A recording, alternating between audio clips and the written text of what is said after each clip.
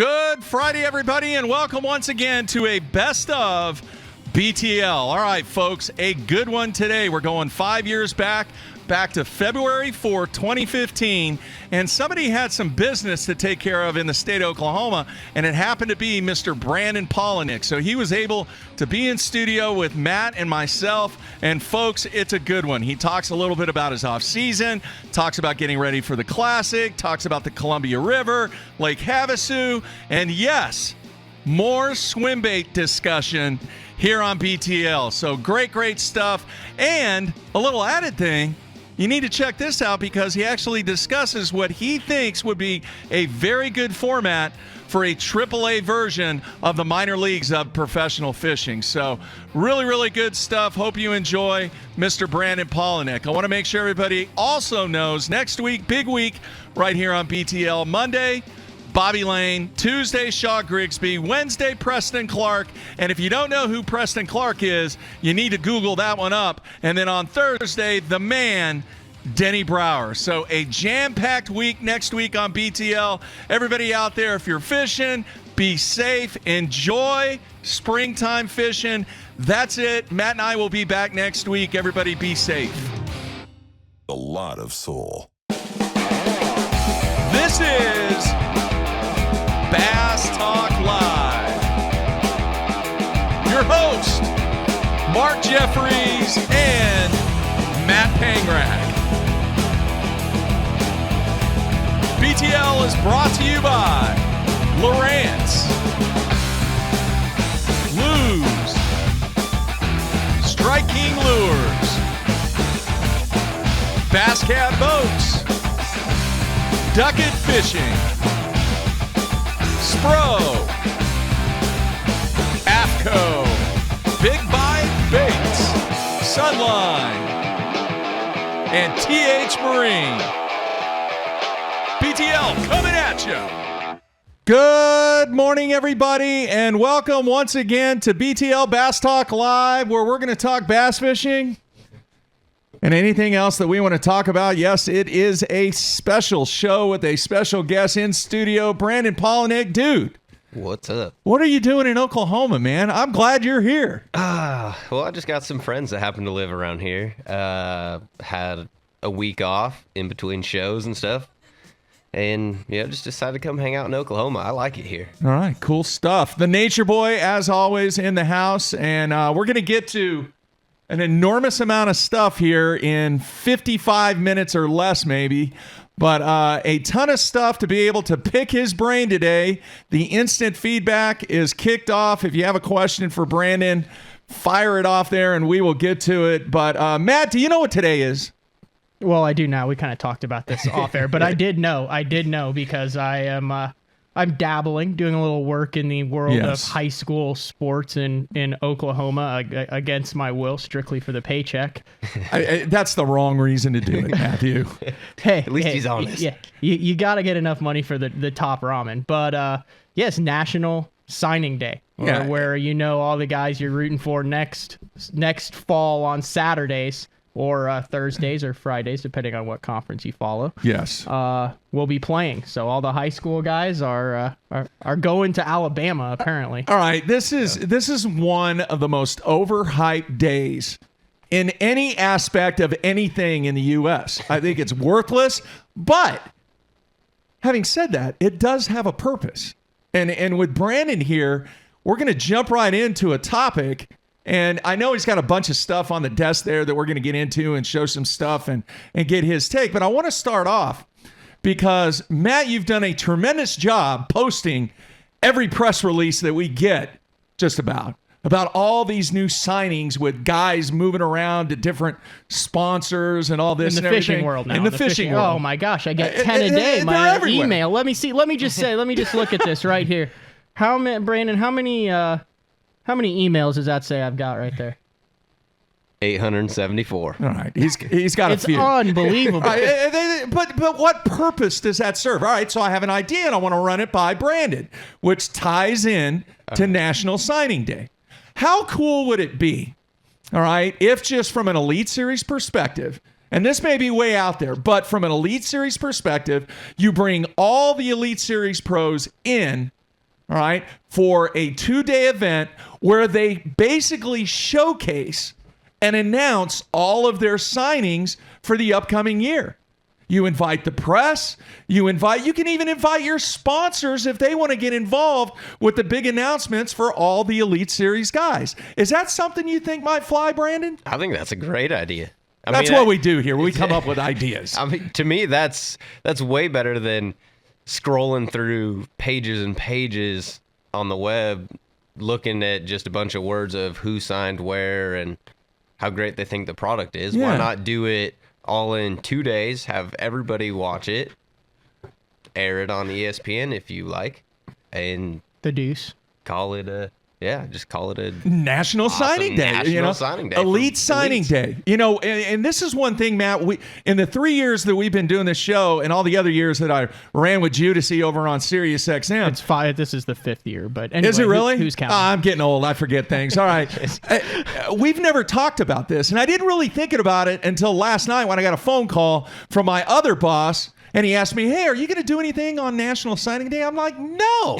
and then I called and bitched about all the stuff I was having to post. Yes, there's a zillion Perfect. people out there covering recruiting, but at the same time, there is a specific number of media that, Brandon, your press releases get sent out to, Yeah. and what they do with it, it's just in passing. Yeah. Why not take advantage? It's the beginning of the year.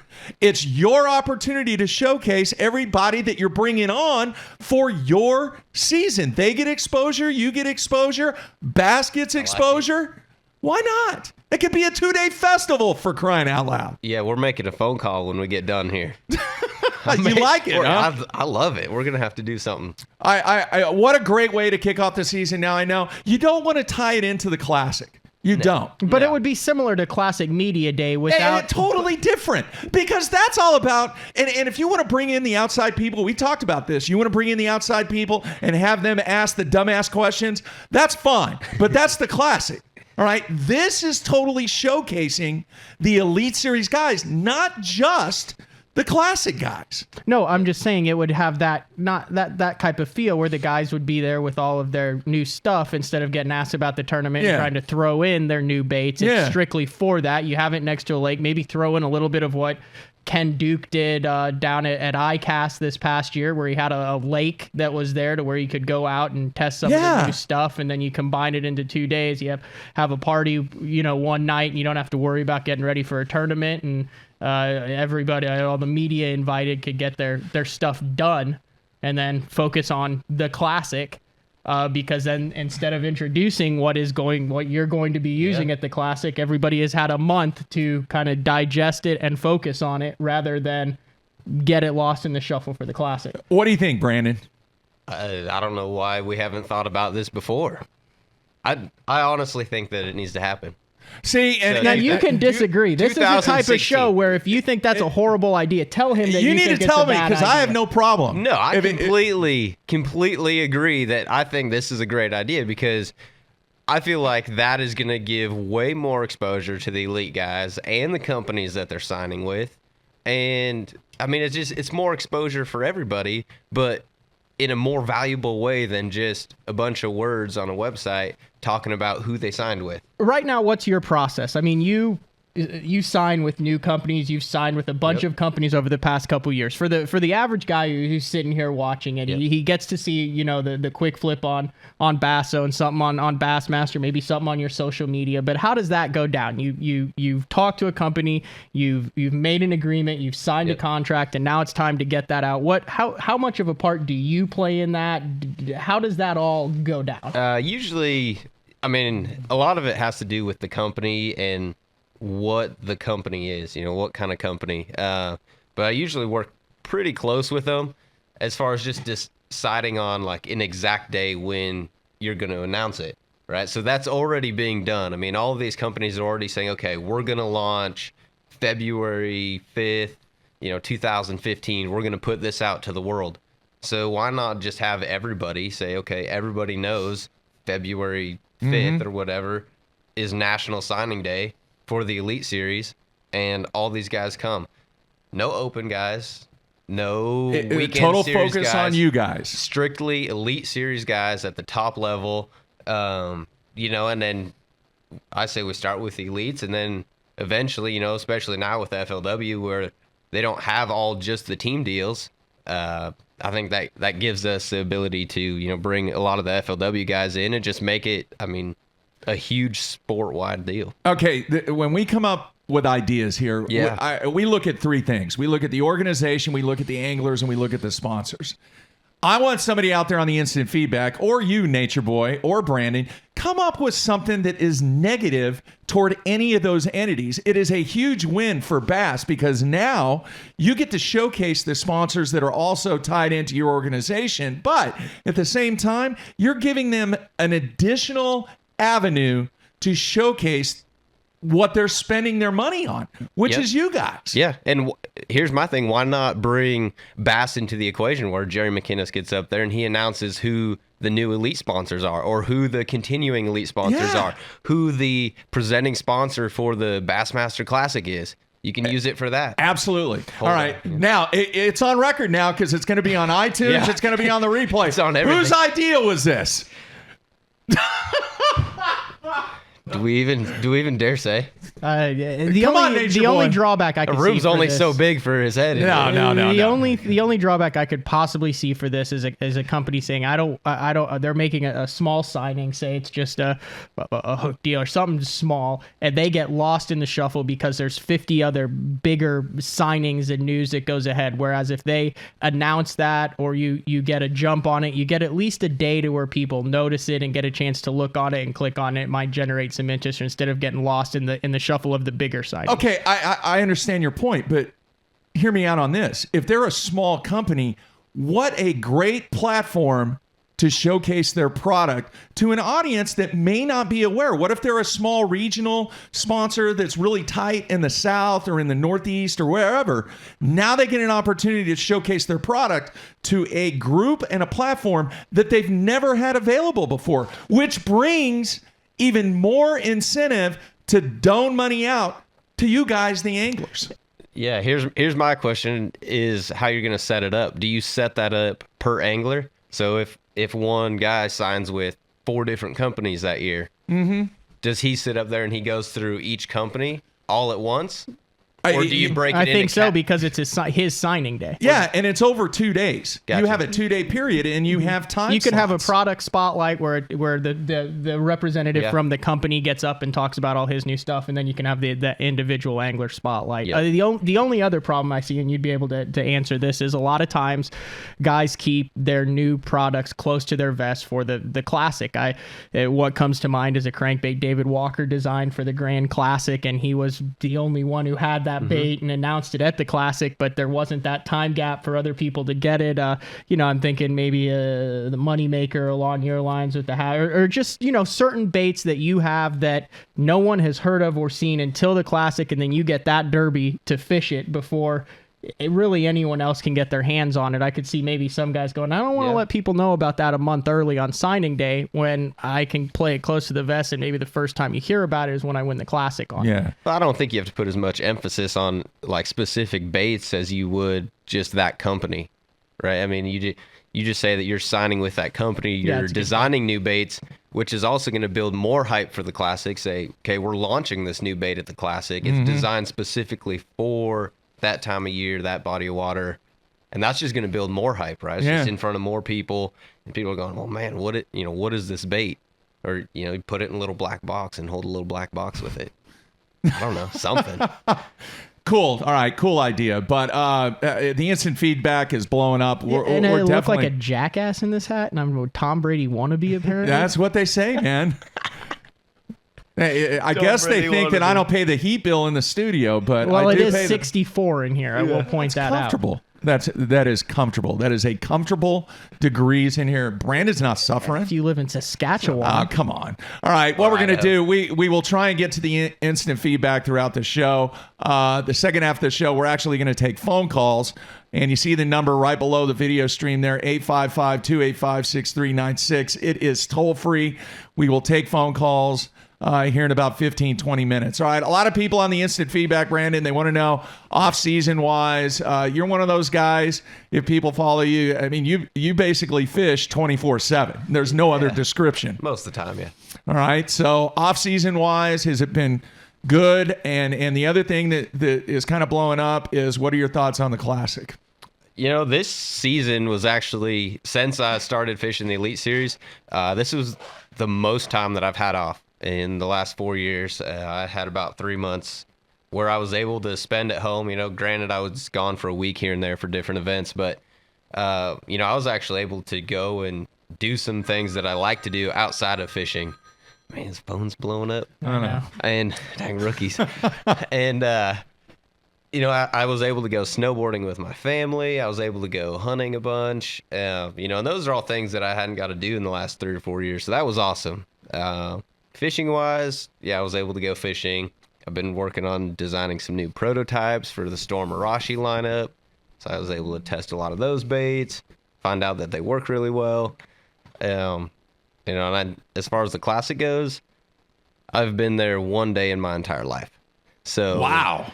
Don't really know a whole lot about Hartwell. I do have a game plan that I've just created myself through research. But really, my extent of Lake Hartwell is 1 day on the water, just driving around by myself. Really? Yep, that's it. Why is that? I mean, you talked. I mean, you obviously went and spent a lot of time before the Grand Classic. Yep. You're notorious for going and pre-practicing at places. Yep. Why not at Hartwell? You know, Hartwell was one of those deals where I just didn't have the time when it came down to it during the off season. You know, I put a lot of emphasis on trying to spend more time with my family since I don't get to see them. Mm-hmm. And when I was at home, I really wanted to put an emphasis on that. And when it came down to it, it was just all of a sudden it was off limits and there was no time to go there. But what I mean, What, you just forget about it? Or honest it's just like, and no, I didn't yeah, forget it's about on the it, list there. I need to check that one off. I mean, the thing with that is that I don't feel like it's a bad way to go on Hartwell because it's one of those lakes that I feel like the fish change and adapt possibly quicker than anywhere else in the country. You know, depending on current weather conditions, if it's rainy, sunny, cloudy, whatever it may be, or even what it's been the last 2 months leading up to that event, is really going to decipher on how you catch those fish. I mean, you could win in 40 or 50 foot of water, and you could win in 4 to 5 foot of water.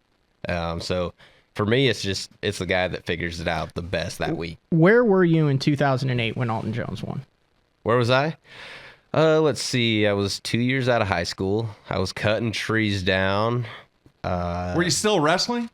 Were you still wrestling? 2008. That'd be 8 years ago. I think I had just 7 years ago. I think I had just finished up wrestling a semester in college at that point.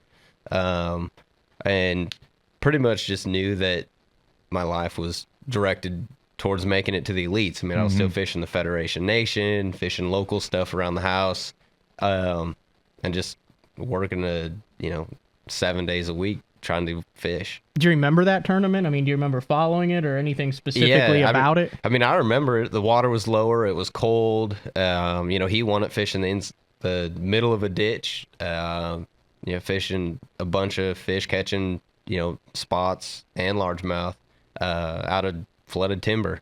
As far as I know, conditions are quite a bit different from there. Water levels are different.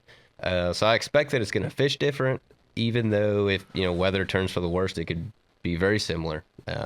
Crazy part is you look and you had guys like Charlie Hartley, even Van Dam a little bit, that were fishing a little shallower, a little dirtier water, and they were catching giant bags up shallow. So it's one of those really diverse lakes, really big. I'll probably get lost a time or two driving around during practice. but I really feel confident that, that I'll be able to figure something out that week. Okay. Since you haven't spent any time on the lake and during practice, are you going to hook a lot of fish? Are you going to do more what is your strategy when you really don't have that pre-practice or preparation, at least on the water? I try to hook the least amount of fish possible. You always want to get a gauge because you don't want to just, be hooking fish, and without seeing them, you think, well, that might have been a 4-pounder, but it could have been a 1.5-pound spot. You want to know the size of fish you're on. So I'll always try to hook just as many as I can to know that the size of the fish in an area. I want to know if the bigger females are pulling up or if the bigger females are still sitting out deep. And so that allows me to, be able to get an idea without hooking too many. I mean, the less fish you can hook, the better off you are when it comes Derby Day. Do you remember Jeff Crete saying when he went, was it the Sabine, that he was like 3 months out and he was shaking fish off? Like 3. Do you remember that? Yeah, I do. He was like, I do. man, it just didn't feel right. Oh, that's one place that may have been a reason why he had such a good finish there. I mean, the Sabine, they're such a small population. Because he shook fish off in December. Yeah, 3 months ago. That's right. That's crazy. All right, Mark in Minnesota, he wants to know, are you going to spend time up the river, fishing shallow, and then spend a day deep? Are you going to mix it up? It's, as of right now, my research is just going, I'm following what's happening there.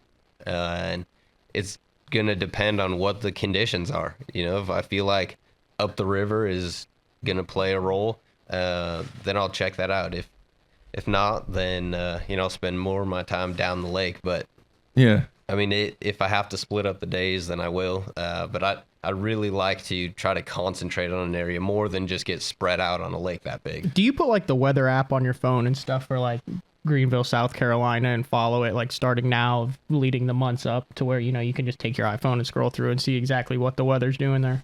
Yeah, I mean, I like to stay on top of what it's doing. I mean, because that's really going to play into, what the water temperature is, the water clarity.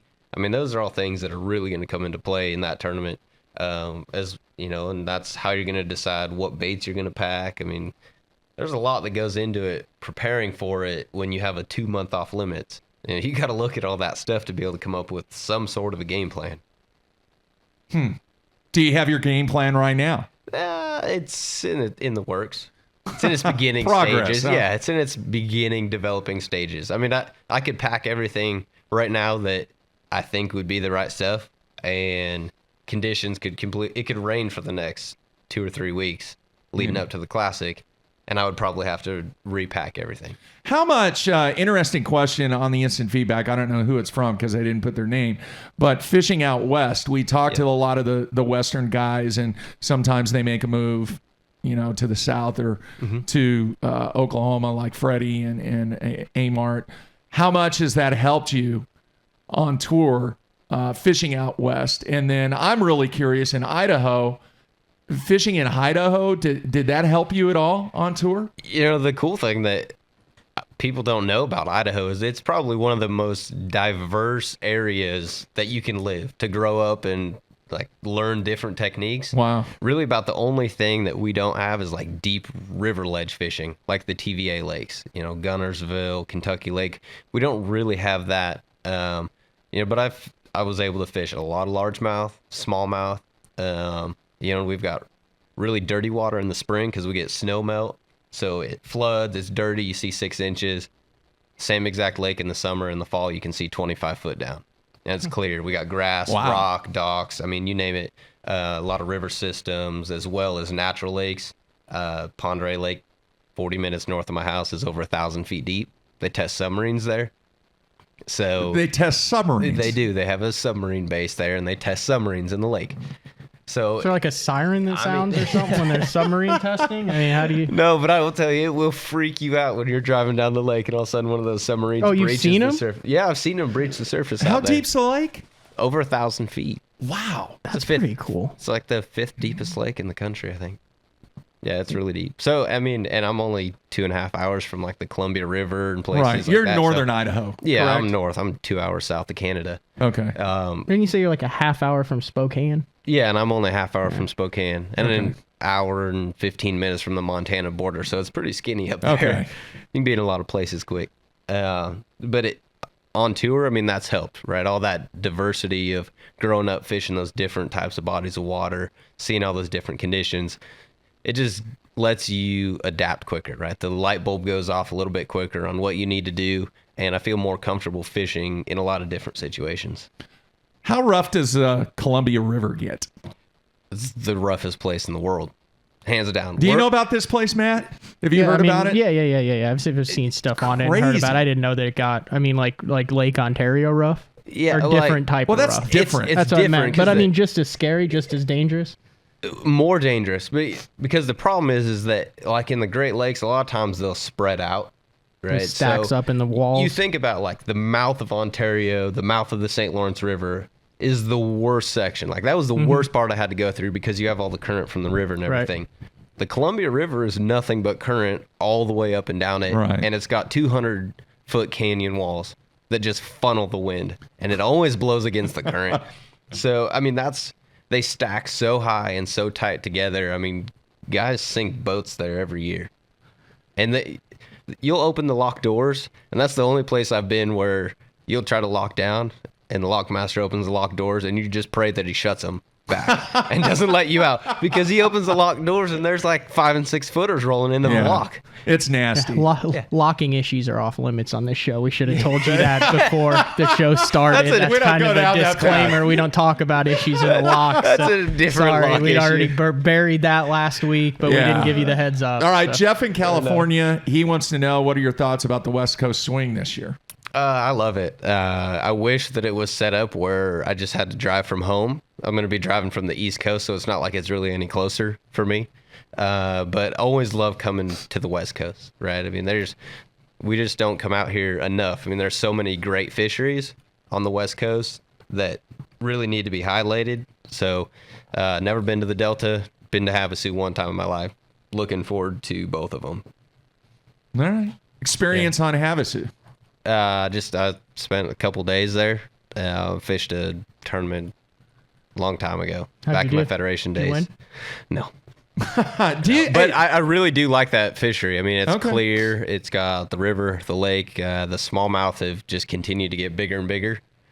So I mean, that's a place that's just, it's good. Like what is, and a lot of people develop a concept of what Brandon Palaniuk is like on the water from a tactical standpoint.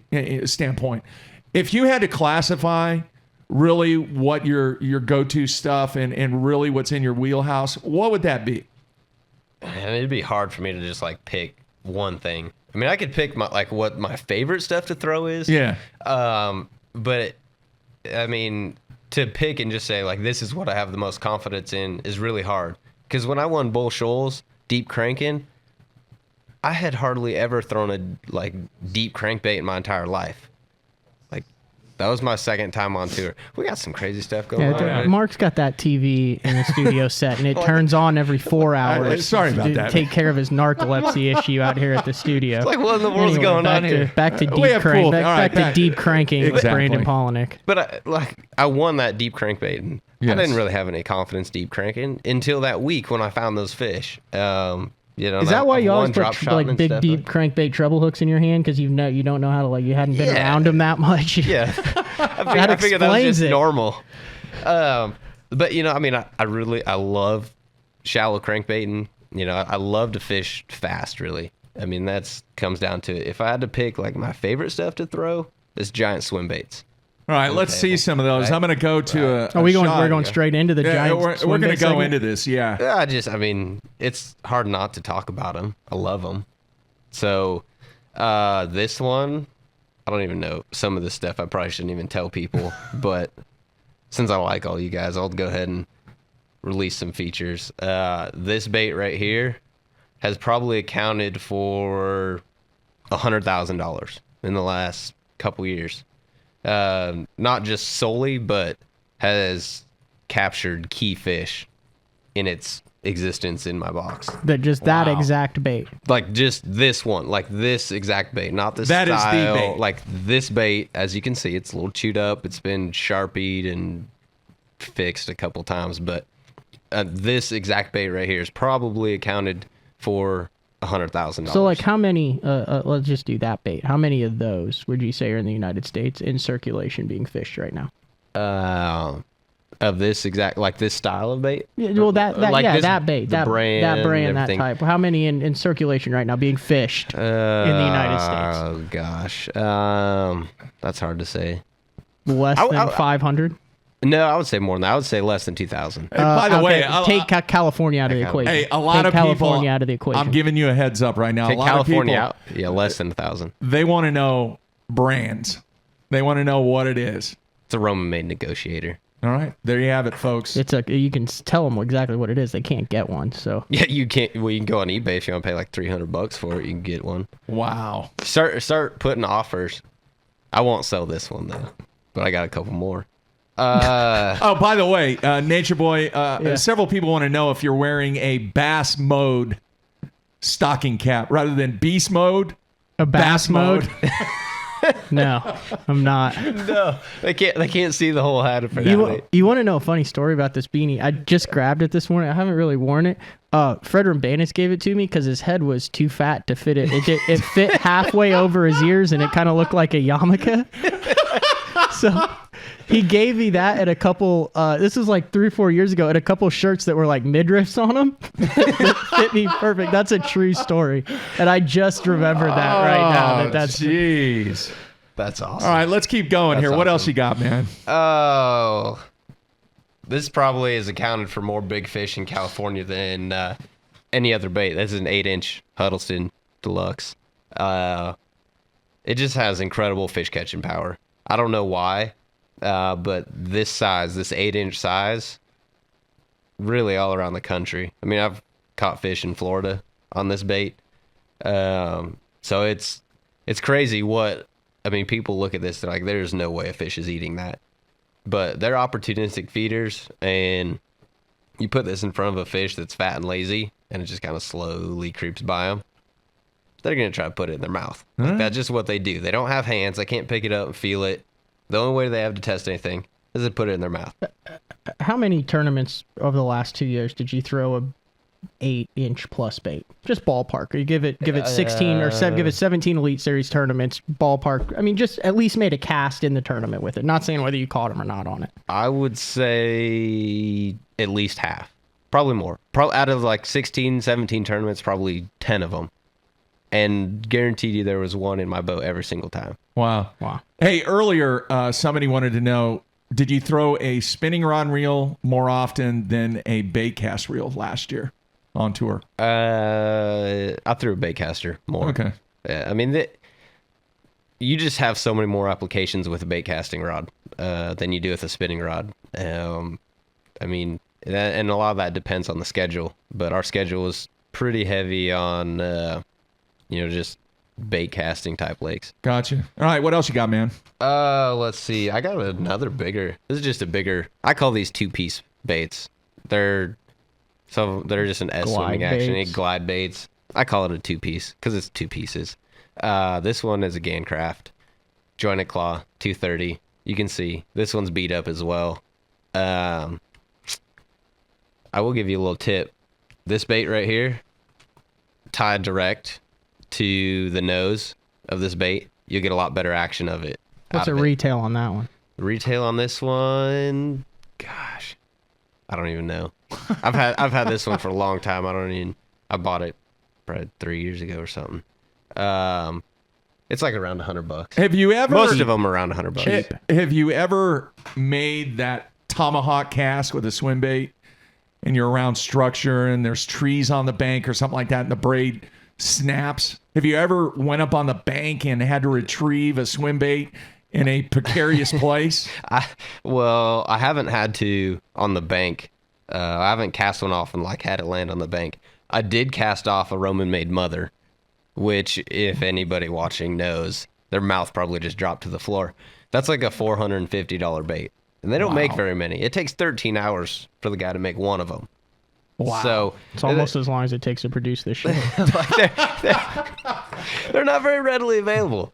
And I just went ahead and backlashed and cast it off, and you can imagine the panic. I got some pretty good video of it with some choice words said. Wow. Real quick, I do want to touch on video. There was, I believe it was Greg. I don't know what town he's from, but gave you props for all the video and photos that you provide based upon the GoPro stuff. Well, thank you. I appreciate it. That's something that I've always enjoyed, and I felt like I started doing that before it was even cool. They wanted to know what that. they wanted to know what your training was on it. That's all self-taught. I mean, GoPro has a book out now. It's like a guide to filmmaking that you can buy that actually gives you a lot of tips just as far as like settings and stuff.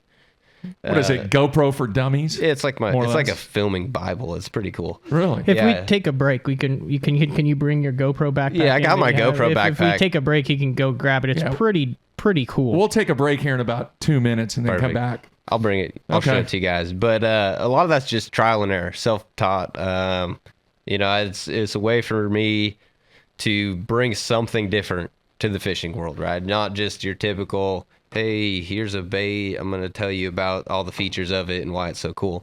I wanted to show people that it actually works, right? And make it exciting to watch. Now, you were doing stuff like that, though, with just like little handheld cameras before you made the Elite Series, when you were still fishing co-angler stuff and Federation stuff with like buddies from back in Idaho, right? Yeah, we were doing that. I mean, so me and a buddy, just real quick, I'll condense like 3 months down into a couple minutes. Me and a buddy, we saved all our money and we took off on the road. 2010, we left Idaho.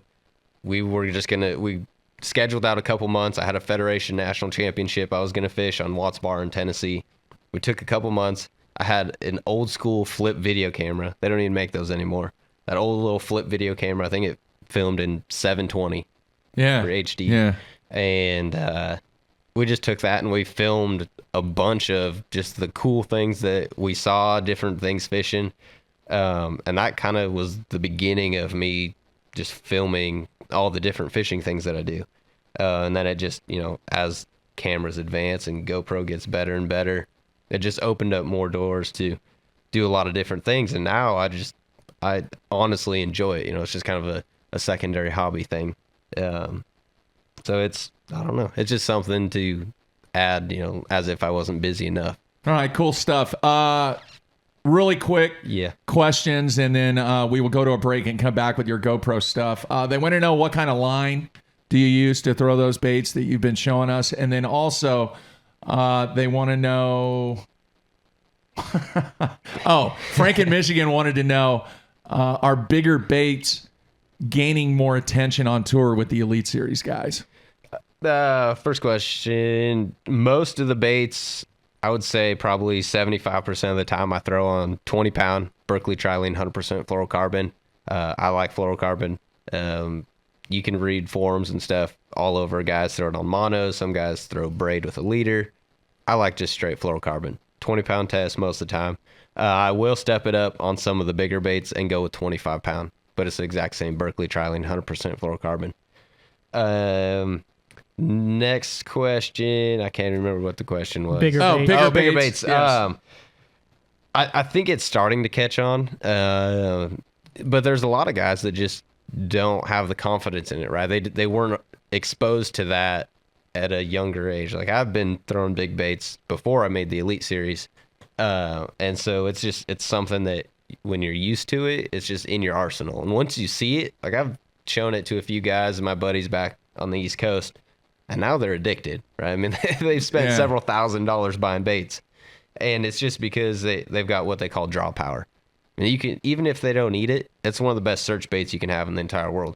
Because a 5 or 6 pounder, they'll come out and they'll look at it just because they're curious, and then they may not eat it, but you can come back and either catch them on that swim bait from a different angle or catch them on another bait. All right, cool stuff. All right, we're going to take a break.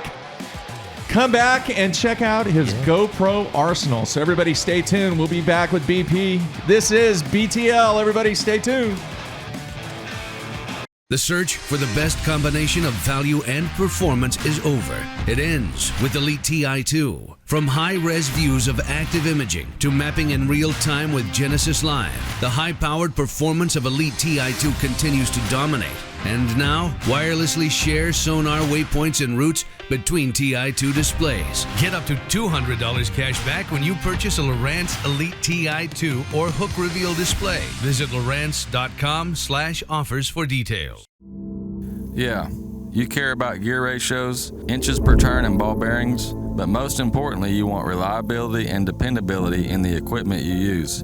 Lew's doesn't cut corners when it comes to the gear they build. The new Speed Spool LFS is the best $99 reel in the market. Go see for yourself.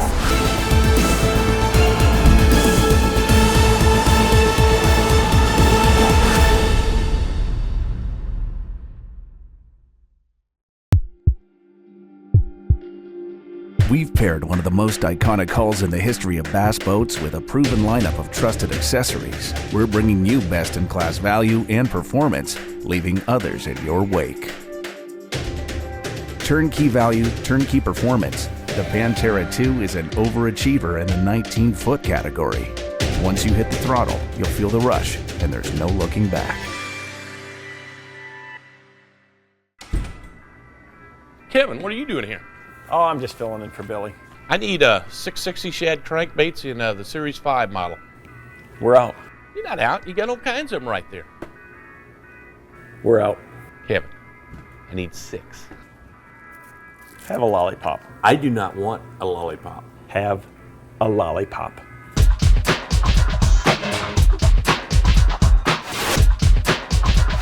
Do you have it in sexy shad color? At Duckett Fishing, we have assembled the top pros in the country to help us design rods to give you a competitive advantage. Castability, strength, durability, action, sensitivity, weight and balance, and consistency. Combine that with the best warranty in the industry, and you have rods that are pro-driven. Duckett Fishing, pro-driven. I want to share with you a new product we got coming out from Sunline. This is the FC leader size spools that we have now. We've gotten a lot of requests for this. A lot of you guys use fluorocarbon for leaders only, myself included. And one of the problems you have is when you have a 200-yard spool, that might last you 2, 3, 4 years. You might even lose it before you even get done with the spool. So we've gone to a little smaller spool. These are 50-yard spool sizes. You know, that way you're not holding your line on forever. You can keep your line fresh, use it when you can, stores real easily in the boat. We got all of our popular line sizes that you're used to with our Sniper from 5 to 14 pound. If you guys are looking for a line that you're only tying for a leader, go check out Sunline FC Leader, 100% fluorocarbon, and give it a try. Let's face it, fishing electronics are no longer an afterthought. They've become a necessity. And at the Bass Tank, our experts match you with the right electronics, provide professional installation, and educate you to help maximize your catching results while providing support along the way. Because let's be honest, it's about catching, not just fishing. And when you're ready for better results, join the Bass Tank team. Visit us today on Facebook or go to thebasstank.com. Blue Water by TH Marine. Offering LED lighting solutions for your boat, trailer, truck, ATV, and so much more. Engineered and built to be rugged with waterproof and submersible options. Designed for easy installation, Blue Water is available in a variety of colors and styles. All backed by a limited lifetime warranty. Blue Water by TH Marine.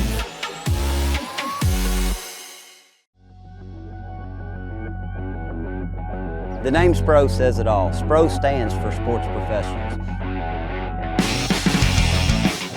When you look at the pro staff that SPRO has brought on board over the past 15 years, it's been pretty incredible. I mean, one got it just then. From the development of the rock crawler to the McStick, from the Fat Papa to the Little John series, when you tie a SPRO bait on, you know it's been designed by a professional to get the job done.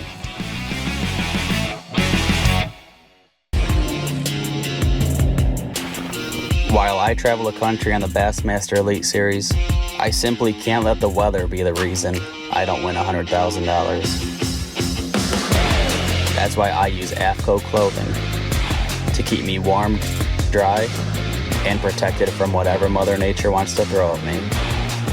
My season depends on it. My career depends on it. AFCO. Any fish, any water. All of us on the Pro Tournament Trail use Gamakatsu hooks. Why? Because they are absolutely the best. It's not about how many bites you get. It's how many you put in the boat. Gamakatsu makes hooks for every fishing style. We didn't come this far to lose fish. Did you? For more information, visit gamakatsu.com.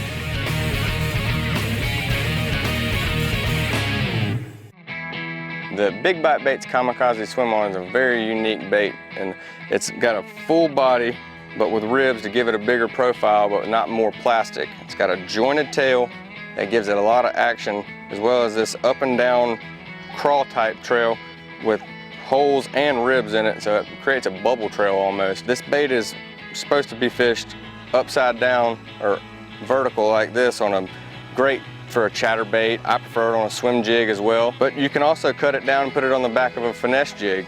You know, flip it around for some spotted bass or flipping docks. Anytime you want a small, compact, you know, little trailer for it, this is great for it. So check out the full lineup of swim-ons at bigbitebaits.com.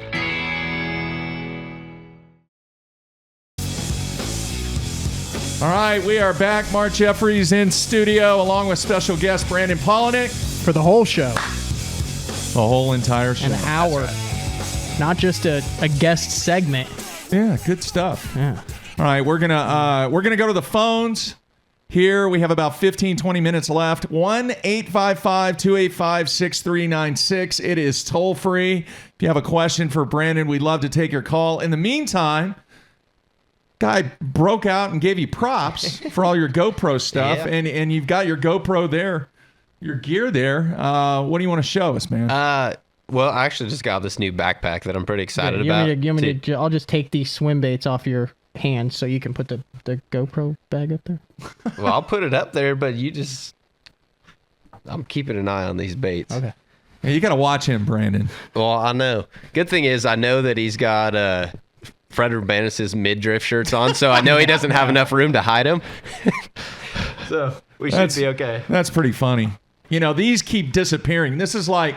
Here we go. This is like my favorite bait in the whole free world. Yeah. And they keep disappearing. See, I don't like them. I don't take those. Those aren't.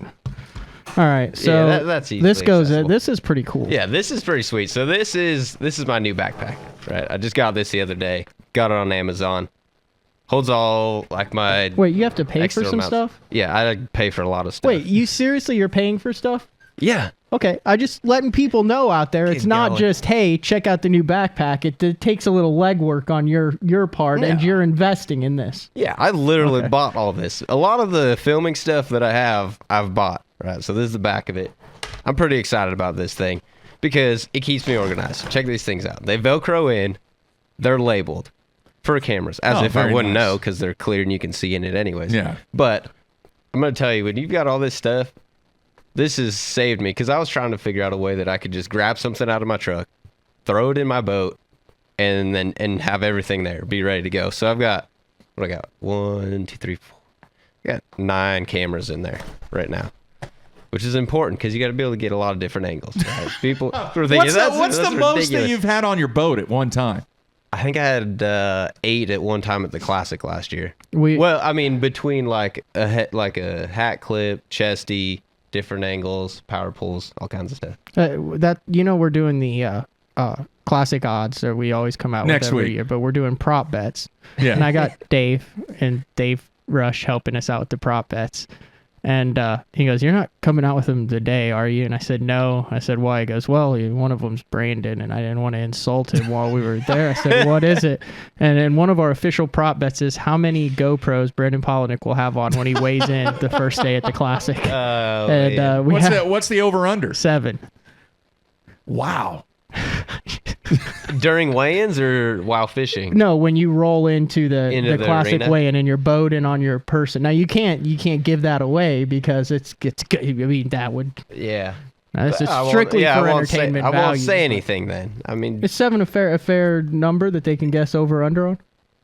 yeah. I mean that, Okay, that- between I mean, the boat and you and Yeah, I mean that's a good number to start with. all right, go ahead. It could Show be them the more. rest It of could the- be less. Show them the rest of Really. the pack.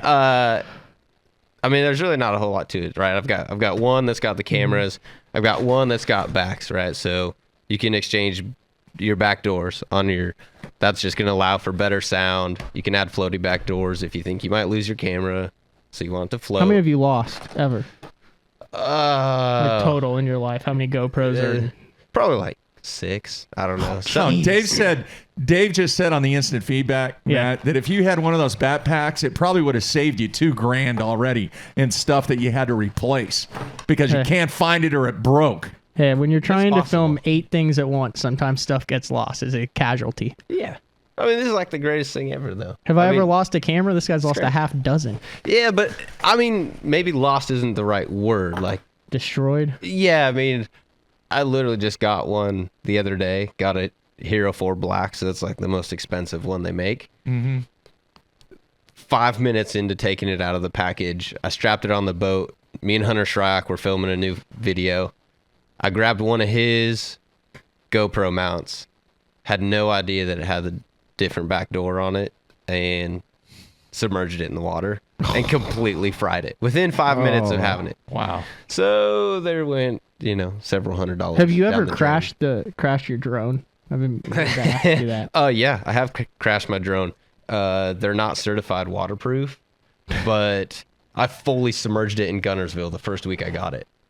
And it still works to this day. Don't ask me how. It's completely open electrical circuit boards and everything. So how long did you take training wise on that drone? Or did you just take it out of the box and go, okay, let's get after it? Well, I mean, I did some research. YouTube's a beautiful thing for learning things like that. Yes. But it's really simple. It's got 2 joysticks. It's up and down and spin it around, and it's forward, backward, and left and right. And that's it. And you can control the angle of the GoPro. Pretty simple. While we're on this topic, I kind of want to ask Brandon a question. So all the Elite Series stuff now on Bass, you're seeing all this GoPro stuff. You're seeing all throughout the day. You're seeing exactly what the guys are doing. You're seeing the confrontations they have on the water. You're seeing the baits they're throwing, how they land their fish, how they're fishing, what they're fishing. What are your thoughts on that? I mean, you're a guy, you're with GoPro. You do a lot of GoPro stuff, but I mean, they're exposing all the secrets or whatever secrets. I mean, dude, Zell Rowland or Rick Clunn went 33 decades and no one knew what the hell they were doing. They could be taking a nap in the back of a cove and fishing for 20 minutes for all anyone knew. But now it's out there. Yeah. It's a touchy subject. A lot of the guys that haven't been exposed to it haven't fully embraced it. The way I look at it is it's one of the greatest things that we could have happen to our sport. Yeah. Because the biggest downfall that we have is creating live coverage, right? And I mean, nobody can watch it live. We're not in a stadium. We're not in a controlled environment. We're just out there on a lake. So it's really hard for people to watch live. So the more footage we can get to the more guys, the better, right? When they produce the show, they can only have so many big cameras, but it's a lot more feasible for them to throw 50 or 60 GoPros out there and be able to film a guy, and he doesn't have to do anything. Yeah. I mean, that saved him with Randy Howell winning the Classic last year. You're right. You're absolutely right. They would have had like 2 fish catches, but instead they had the entire event, right there from a GoPro, and then they were able to get on him and get some of the big camera footage. But Hey, Dave wants to know, would you ever consider putting the GoPro on your rod during competition? I haven't done it during competition. I think if it was the right technique, it would be okay. If I was throwing big swim baits or something like that, it's not really going to hinder me. I'm not going to notice it much. It doesn't really weigh that much. Yeah. You're not going to be able to do it drop shotting or something like that. But definitely, I mean, in the right situation, I'd probably do it. Troy in Kansas wants to know, do you ever think GoPros will replace Marshalls? That's a good question. No, I don't think so. The reason for that is, with the GoPro, if you mount it on the console, you can't see anything that goes on behind the boat. The other thing is that, if you have some sort of mechanical error, right? Or if you got to make sure that the batteries are still going, make sure the cards are going. So I think you always need to have a marshal there that, instead of them just looking at video, they can have a guy that says, yeah, he was legal, he was good to go. Yeah. Well, the other thing is, it is a revenue stream for bass, and you take those guys out of the boat, you lose a revenue stream. Yeah. I mean, it's pretty small, I think, as far as how much money they actually get off of it. But it's a good, to have those marshals, I think that's like the greatest way you can learn. Yeah. Like no doubt. If I didn't fish on the elites, I would sign up and marshal as many events as I could. Yeah. All right. Jerry, and I don't know where he's from. I think this might be Jerry in Missouri.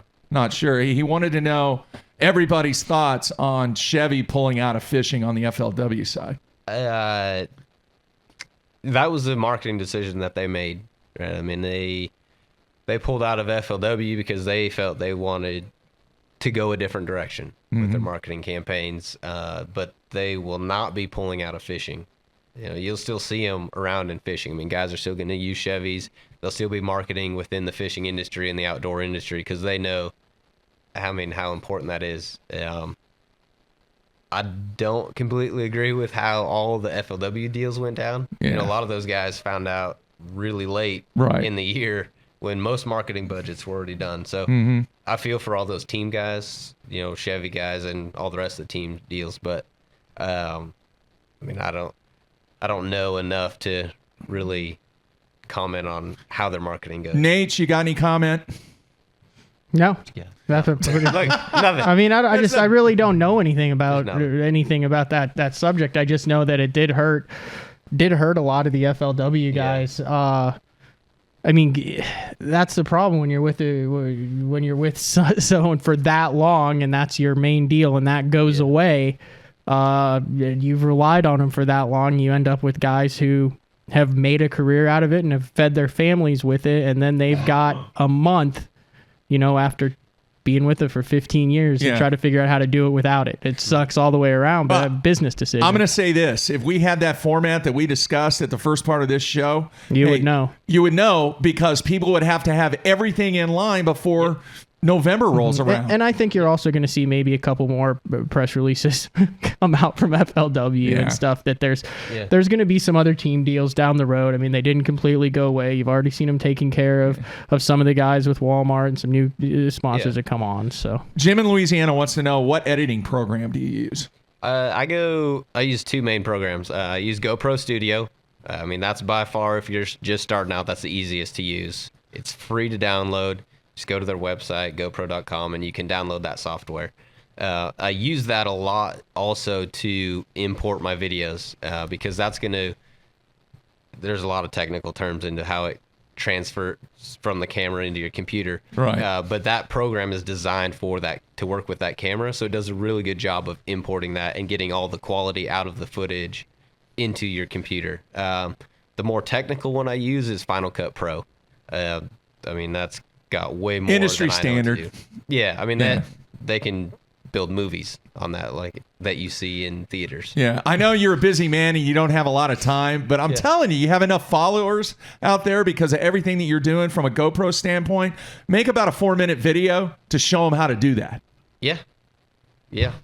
Well, maybe he wants to be the only one with the magical slow-mo. There is no magical formula. If you can do it, people do it, especially in that world. Agree, Brandon? Yeah, I mean, it just takes time. I mean, there's enough resources out there. You can go on YouTube and search how to cut and edit a video. I mean, I do that all the time. Yeah. I come up with an idea, and I know somebody else has already done it. Maybe not in the fishing world, but somewhere else. Right. To be able to get as much as you can out of that program. What other industry has the coolest videos that are made by the athletes, by the people who are doing it, that are produced and put out by them? More of your extreme sports, snowboarding, motocross, skateboarding, those kind of things. Surfing. That's how it started. That's how GoPro started. Yeah, from surfing. They wanted to get the start of surfing. So more of those sports. I would say in the fishing world, fly fishing is actually ahead of the bass fishing world. There's a bunch of cool fly fishing stuff out there. I mean, as far as documentaries and just little 12 to 15 minutes, I think a lot of the fly fishing companies get the lifestyle, building their brand around something that is not around an idea. Yeah. Rather that's exactly than what it is. Yeah, it's lifestyle footage of just you're creating a brand around that lifestyle, right? I mean, these are a bunch of guys that love to fly fish, and they're doing that. And it's no different in the bass world, right? We drive trucks around, pull boats, and I mean, it's different than fly fishing, but the same concept is there, right? We all have the same passion, the same love for the sport. All right, a couple more questions from the instant feedback, and then we're going to get out of here. Steve in Tennessee wants to know, do you think that bass will truly cut the field? And if they do, what's the right number? Whether or not they will, yes. I don't know. I don't know the question to that. Whether or not they should, yes. I would love to see the Elite Series field be somewhere around like 65 to 75 guys. And I would really like to see a tournament trail in between the Opens and the Elites.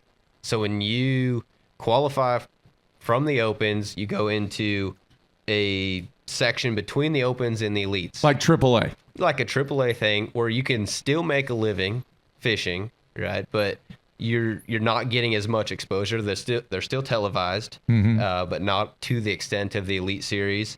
And those Elite Series guys, when you make it to the Elites, you qualify out of that AAA group, whatever you may call it, you make a good living, right? You're taken care of. There's an organization, the sponsorships there set in place where, you're not on team deals, but there's benefits, different things like that are Do you think involved. you should have a card? You think you should have a laminated card that says you're a tour? You're the tour card holding I professional. think you, like when you qualify, you get that. And then if you're outside of the Elites, say you don't qualify 1 year, you don't have to go all the way back to the Opens. You go down to this next level. You can retain some of your sponsors. You're still getting TV time. So you're not taking such a big step back, right? And you still have a good stepping stone to come back into it. All right, Frank in Michigan wants to know, with so many good anglers coming over from the FLW side this year, will this be the toughest Elite Series field in the history of the Elite Series? Yeah, no doubt. I mean, it continues to get tougher and tougher. I mean, there's more technology out there, right? So, I mean, and everybody's has more access to that technology. Everybody's getting better with it, with the research, and just you're getting more quality anglers. All right, last question. Greg wants to know, anything that we can expect. Obviously, you can't talk about it, but anything in the works for ICAST 2015, specifically from you? Yeah, from me, I know that I just signed off on 4 different baits for the Stormarashi lineup. So we'll be launching 4 different baits. I can't go into much more than that, but there'll be 4 baits at ICAST 2015 that I signed off on. They're ready to go. We just got to build them and get them ready to ship. And we're already working on 2016 products. Right. Huge amount of input in those products? Start to finish. Really? I'm everything from the concept to colors, whatever it may be, split rings, everything. All right, cool stuff. Matt, anything else? Yeah, why the heck are you going to Thunderbird? Because I need to film some GoPro stuff. That's the closest lake to If you here. follow BTL, I follow my struggles through the Wednesday night jackpots on Thunderbird over the last year. It's Dirty Bird, man. That's what it is. He goes, hey, I was thinking, I'm going to go slow roll this swim bait at Thunderbird. I was like, does it work in 40-degree water with 6 inches of visibility? But I mean that'll tell you right there. He goes, well, we'll find out. Which that separates the men from the boys. By the way, have you guys seen the McDonald's commercial about that? If you call somebody or give somebody a hug, you get your meal for free. Do you guys know about this? No. It's a huge campaign that they're doing in the month of February. So you either have to call somebody and tell them that you love them, or give. Are you going to get weird with this here? No. Listen, how do they know though? Okay, just go ahead. They have this random stuff pop up on the register, and when you pay or get ready to pay, it says, "Hey, you can get free. Your meal is free." If you do whatever they ask you to do. So they have to It do it happened right to there? me this morning. Whoa, wait, what did they ask you to do? Because I'm stuck. Would they ask you to smile and say something positive, and you said, I'll just pay full price? No, I had to call the wife and tell her that I loved her. And you got your meal free? And I got my meal for free. Did you order for the 2 guys behind you? No, I didn't know. I would have if I knew, but it's just a random thing. It's a great thing. And I said, how many of these? And they say they do about 3 a day at this one McDonald's. Well, now I can't go to McDonald's because I have social anxiety. And that would really... It. No, I'm not hugging anybody. I would freeze up and just leave. Man, now I can't get my mocha frappuccino. I didn't order that much. I ordered a smoothie and some oatmeal, and that's all I ordered. But Dang. I got it for free. It's pretty cool campaign. That is a cool idea. I was Very, wondering very how they cool. tracked that. I didn't know you had to do it just right there. Yeah, very cool campaign. All right, man. Brandon, great show. A lot of great feedback for stopping by, on man. the instant feedback. Hey, you are welcome here anytime. And Matt, what do we have coming up tomorrow? I gotta get a hold of him. I gotta confirm it. Tentatively, a dude from the West Coast who likes to wear yellow. Okay. We'll try to get gives it skied away. on tomorrow. The plan is to have The ski plan. Reese Now, on yeah, tomorrow. I can't. I haven't talked to him today. I have to confirm Well, you're supposed to it. get that set up I know, early in but- the week. I was, but if you happen to remember earlier in the week, you changed the show to where we don't have one on Tuesday. If you want to know what happened earlier in the week, we went fishing together. But that was on No, Monday. I knew that already. We were supposed to have one on Tuesday, and Yeah. that was when okay. Skeet was originally signed up for. So I was trying to save your butt there. I know, but things happen. I mean, things happen. All right, good luck to you this year, Brandon. Thanks. Everybody, we will be back tomorrow right here, same time, 11 a.m. Central. And appreciate everybody's input on the instant feedback. We'll be back tomorrow. Everybody be safe, stay warm. We will talk to you tomorrow.